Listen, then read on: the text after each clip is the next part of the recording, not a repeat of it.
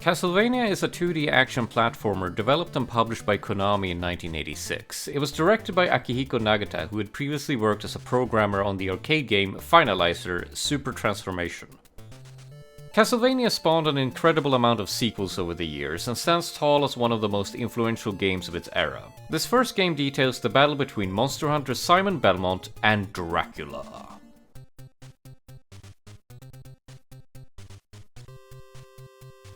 In lieu of trying to wring a plot analysis out of an NES game with all of 2 cutscenes and 0 dialogue, I instead thought it'd be interesting to tackle the game's core conceit.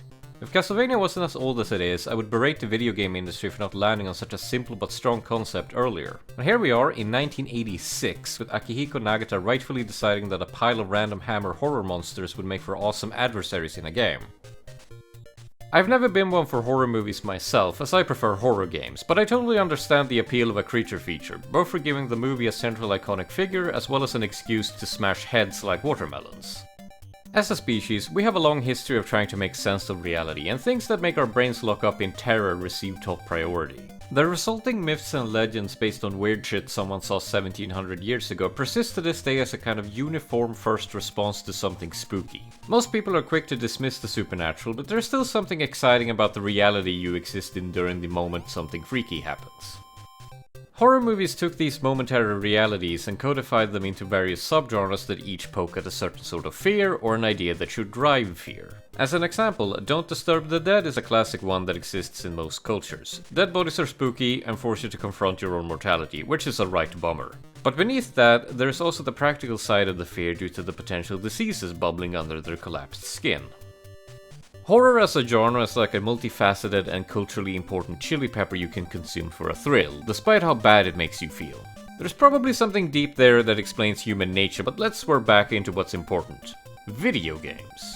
While imagination is a key aspect of horror, horror movies are very rigid creations. Unless a movie is remade or recut, it will be the exact same story in the exact same context each time you watch it. It's then up to the viewer to bridge the gap and imagine how they themselves would handle the monster in place of the characters. Movies have managed to inspire countless nightmares through this pipeline, but video games take the immersion one step further.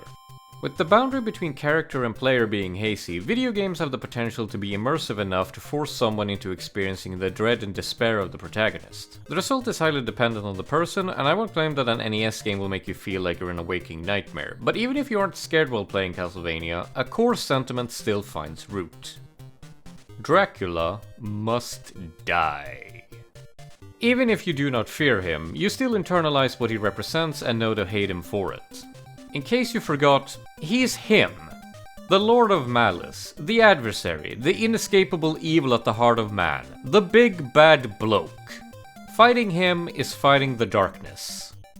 Going beyond an explanation for rustling leaves in the woods, Dracula is an engineer of dread located within a nest of beasts of every order. Kill him and you might as well have single-handedly caused the sun to rise. It's a very childish fantasy, as befitting of an NES game, but very alluring nonetheless. The game, and by extension the series, lets you stare down the embodiment of chaos and exclaim, "I'll kill you and the knight!" It's a nice feeling. And to sell the gravity of that sentiment, you really have to work for your victory.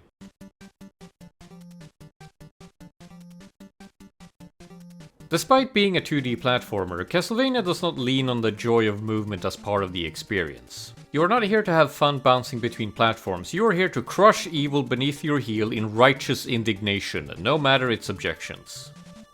In gameplay terms, this translates to very stiff controls that do not allow you to second guess yourself. You need to commit to your actions in advance and live with the consequences. In optimal circumstances, it has you slowly but steadily advance, satisfyingly whipping a path through the opposition without looking back, dealing with each monster as it dares enter your personal space. But if you miscalculate or panic... Knockback is an infamous core tenet of Classicvanias, which represents a frustratingly high bar of entry for a lot of people. It feels terrible to be on a winning streak and then instantly lose because a shitty little bat launched you into a bottomless pit. By booting the Japanese version and playing on easy mode, you can actually turn off the knockback. Something I recommend to people without the patience to play a 39-year-old video game. But while that's better than nothing, I'm of the belief that doing so does dilute the experience a bit. Without the fear of instant death the second you drop your focus, Castlevania loses its identity. It goes from a tense fight for survival between good and evil to a game where you whip things to death. I won't fault anyone for relying on easy mode to win, but playing on normal mode isn't as mean as it first appears. The game is stingy with lives, but offers infinite continues for each level and even an extra merciful one just before Dracula. That doesn't mean you won't get punished for dying, however, as that deprives you of all of your power-ups. The pickups in Castlevania are a bit odd. Some of them are core to the experience, but others don't really add anything of note. Ignoring the basic pickups of health, ammo, and points, we have the invisibility potion and the rosary. The former lets you pass through enemies, and the latter kills everything on screen. Both of these are great in a bind, but they are so incredibly rare that I doubt you'll ever get good use out of them. They fade away in seconds and cannot be banked, so there even being enemies left to use them on is up to the game. The invisibility potion also caused my game to crash once while walking through a door, but hopefully that was just a quirk of the Anniversary Collection. Another questionable inclusion is the Morning Star upgrade. Whenever you start the game or respawn from a death, Simon uses this piddly whip that can be upgraded twice into a longer Morning Star. What bothers me about it is that unlike the shot upgrades, the game basically bends over backwards to give you Morning Stars as soon as it can. A handful of candles is all it takes to get the 2 upgrades needed to max out your whipping prowess, so why even have the bad whip in the first place? Respawning in certain areas does leave you hanging for a bit longer, but even then it often isn't a big deal. The final set of pickups are the sub-weapons and the short upgrades used to upgrade them. These are vital to success as each sub-weapon complements Simon's moveset in key ways. The first one is the dagger, the runt of the litter. It has range to spare, but the encounter design is such that you can rarely exploit that. It's also incredibly weak, so whipping something is usually the smarter move. This is what makes it so frustrating to accidentally pick one up, as sub-weapons replace each other. Not only are you left with a bad sub-weapon, but your hard-earned shot upgrades that allow for more throws at once also disappear with the switch. Dagger placement feels downright mean at times, as even though it's meant to be a pity drop just before some bosses so you have something, there's a chance you accidentally downgrade just before fighting them. The axe is my personal favorite, as the extra vertical reach coupled with a bit more range lets you disrupt a lot of encounters in advance and destroy projectiles. When fully upgraded, you can fling a ridiculous amount of axes and not even fear for your ammo count, since only the stopwatch costs more than a single heart. To balance its extra cost, the stopwatch is just kinda nuts. As the name implies, it stops time for a few precious seconds, which translates to enemies being at your mercy long enough to safely be dealt with. Even early bosses aren't immune, and since there isn't a cooldown, you can just keep them frozen and easily defeat them. The holy water has a similar effect, as when thrown, a damaging fire effect remains on the ground, which freezes anything in place. So you can use it both to stun bosses and as a way to kill enemies by predicting when they will leap into it. The cross is a lot more straightforward in its usefulness, as it's basically just a better dagger that can hit things on the return trip. Dagger notwithstanding, each sub-weapon gets its moment to shine throughout the adventure. You can try and commit to one as you go through it, but chances are you will die and need to adapt. This offers some decent replay value as the way you approach each encounter changes depending on the sub-weapon you use.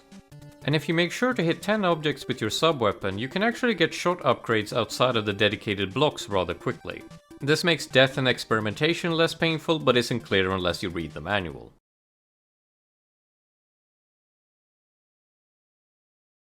It's Castlevania! Vampire Killer plays as soon as you hit start.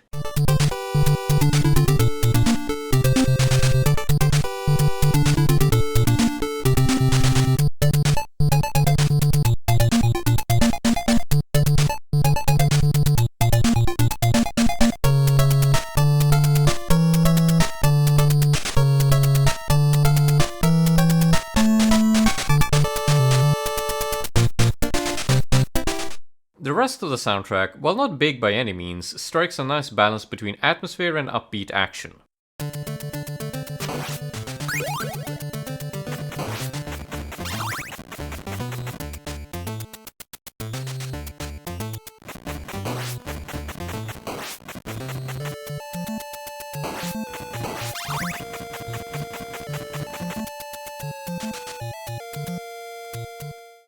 Once you make it to Big D's level, it's as if the soundtrack is on your side for once.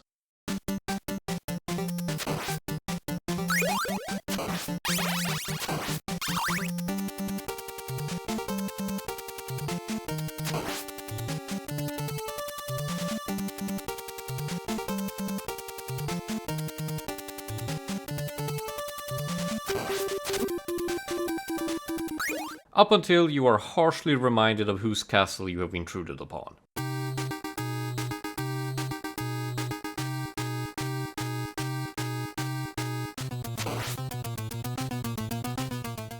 It's a great soundtrack, both on its own and as an expression of the dread mixed with excitement the game is supposed to convey. Now, graphically speaking, I have a difficult time judging 8-bit sprite work of the era, so I'm just calling it as I see it. When you play through the game, you'll probably be too focused on the action to notice all of the neat details in the environments, but they are there. The castle is run down and decrepit, with walls collapsing, greenery taking hold, and spiderwebs being visible in the background. And then you have neat touches like the blackened backgrounds in level 3, which culminate in a preview of the clock tower. Not to mention all them bones. My one issue with the presentation isn't even artistic, it has to do with the game's engine. When facing enemies that move around a lot like skeletons and axe armors, they stop being rendered at the edge of the screen. This is mostly a problem in level 5, where a skeleton can walk off screen and pop back in to get you. Next, there is an axe armor that just phases out of reality if you chase it down. And just above it, there's a second one that takes refuge in face space by splitting its existence in two, making its hitbox extremely fickle. On the whole, these are minor problems, but they stand out in a game which is otherwise very polished.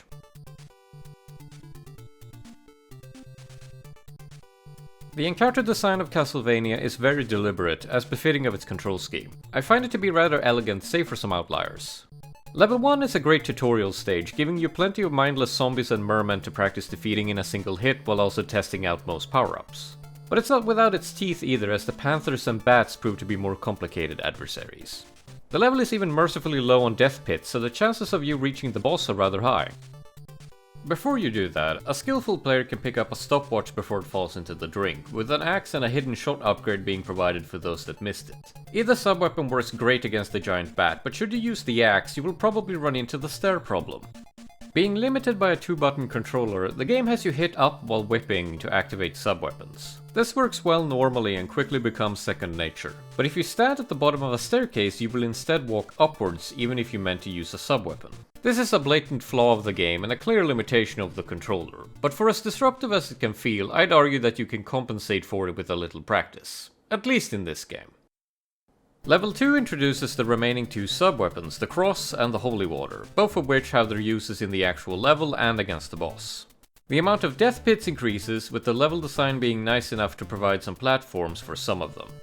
But the real star here is the introduction of the infamous Medusa heads. These bastard things fly in a predictable wave pattern, but the start of the wave and its crest is entirely dependent on your position when they spawn. This gives them an initial feeling of randomness and lets them prey upon your indecisiveness should you stop moving and give the next Medusa head an unfortunate travel path. But with a steady hand, they aren't that bad.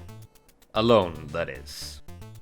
Before reaching the boss, the game throws another curveball with its singular instant death trap, these crushing platforms. In all the footage I captured, they only got me the one time, but the hitbox sure didn't feel fair. If you're crafty, you can use the stopwatch against them, but that might leave you low on hearts for boss number 2, Queen Medusa. She's really nothing more than a minor DPS check that you can easily clear with just the whip. Apply the Cross, Holy Water, or the stopwatch, and she just melts. Not a hard fight by any means, but now we are 1/3 through the game and the difficulty cranks up. Level 3 is kind enough to provide some wall chicken in the first room, knowing that people will have trouble dealing with the hunchbacks. These enemies are a perfect encapsulation of the game's core design principle of eviscerate evil at once. When they jump at you, you have about one whipping's worth of time to get rid of them before their pattern becomes less predictable and bound to hurt you. The remainder of the level isn't very dangerous, despite now dealing more damage to you. It's more of a lengthy gauntlet demanding you take enemies one at a time and learn the timing for defending against bone towers. Clear that and the 2 mummies are your next opponents.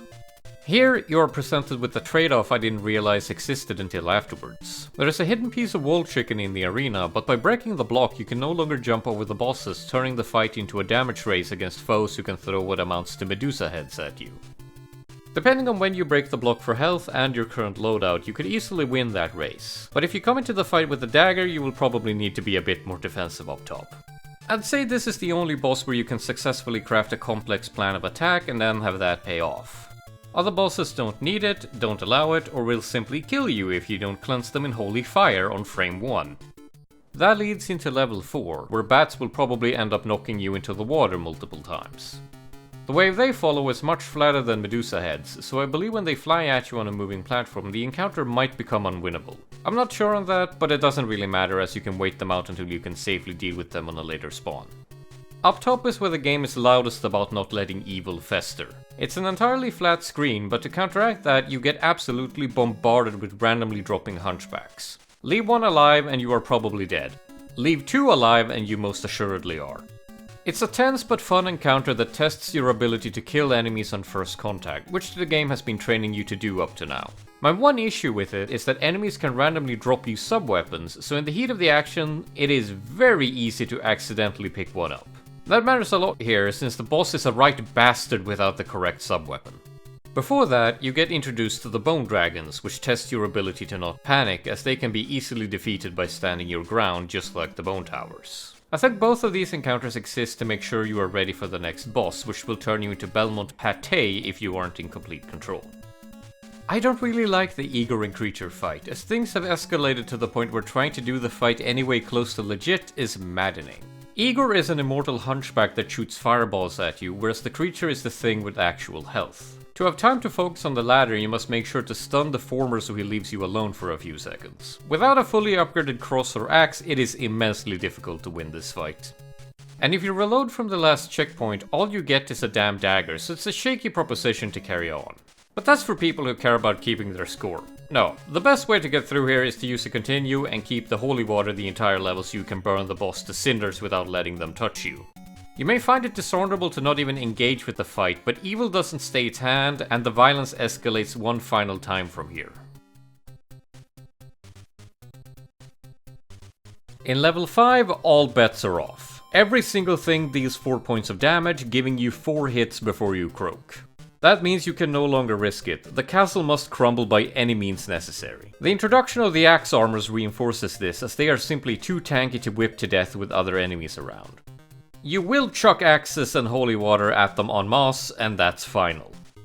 If your resolve holds true and you can get through the entire level, it is time to face death. He fills the room with scythes and will kill you if you do not bring your A-game. The level provides you with the selection of holy water, an axe, or a cross, with the former being laughably effective. Whichever sub-weapon you choose, making sure to get it upgraded throughout the level is of maximum importance. It's simply too hard to reasonably keep the amount of scythes manageable without your own projectile spam. Level 6 is somewhat short and pretty much a 2-hit pony of giant bats to evade and another hunchback bombardment you damn well better have the stopwatch for. But on the other side of the level is Drac himself, so maybe they knew to be merciful. Unlike all of the other bosses, you cannot burst down Dracula. I like this little curveball they throw at you for the final boss. He is simply too strong for your previous mindset to hold weight. So far, you have become increasingly conditioned to kill things fast while spamming sub-weapons. And while he isn't immune to the cross they provide, using it doesn't really help that much. Hell, it might even accidentally deprive you of the holy water in the boss arena that you need in Phase 2 on its return trip. Which is when, and I quote, an embodiment of the curse of man takes the stage. Now, to win this fight in proper final boss fashion, you need to show you know your fundamentals to a T and whip his stupid face off. It's a lengthy battle that requires split-second decision making in order to deal with the way he randomly teleports. Difficult though it may be, he does eventually go down, leaving you with the Curse Beast, who will trample you if you didn't come prepared with holy water and enough hearts to keep it at bay. But with enough determination, it will also be defeated. This brings an end to the journey. The takeaway to have when reflecting upon it during the credits is that to defeat evil, one must be at their best, come prepared, and not give monsters opportunity to hurt you. Even in the most dire of circumstances, evil can be beaten.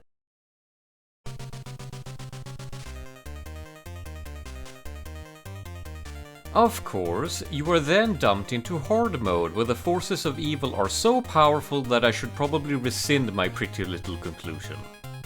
Everything kills you in 4 hits now, and the game becomes a parody of itself by just throwing wave after wave of extra bats and Medusa heads at you. It's absolutely ridiculous. Not even the already existing Medusa heads or the Spike Crushers stand without extra backup. It is an absolute mess of sprite-based suffering. I tried my damnedest to beat it without save states, but once I got to the Hunchback bombing run and was besieged by bats as well, I just had enough. I don't discount the mode as a nice extra for people wanting to get more out of their experience, but for me, normal mode was enriching enough.